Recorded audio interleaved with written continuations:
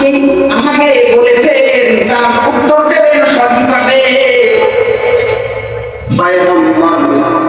আপনি শোনেন, যদি আপনি আল্লাহ, আপনি যদি সৃষ্টিকর্তা হইতেন, আপনি যদি খালেক হইতেন, আমি যদি মাখলুক হইতাম, আপনি যদি আল্লাহ হইতেন, আমি যদি মুসা হইতাম, তাহলে আপনার চাইতে আপনার কাছে একটা জিনিস চাইতাম।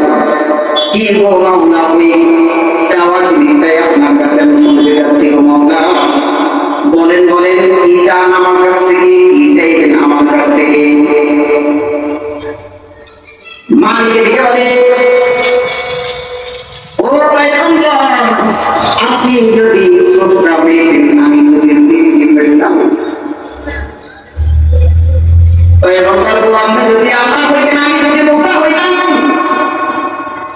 তাহলে আপনার কাছে সবচাইতে জোর চাওয়া সেটা হইল সুস্থতা।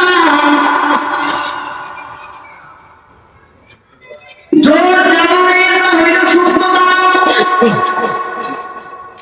তাহলে চিন্তা করে দেখেন, আল্লাহ যদি মুসা হইত, মুসা যদি আল্লাহ হইত, আল্লাহ জাল্লা শানুহু মুসার কাছে চাইত সুস্থতা নাম নিয়ামত দিয়া ভরপুর করে দাও। কিন্তু দুঃখের বিষয় হইলেও সত্য, আমিও সুস্থ, আপনিও সুস্থ। রাস্তা দিয়া চলাফেরা করে, চার দোকানে আড্ডা দেয়, ওই দোকানে এখানে বসে করে সুস্থ।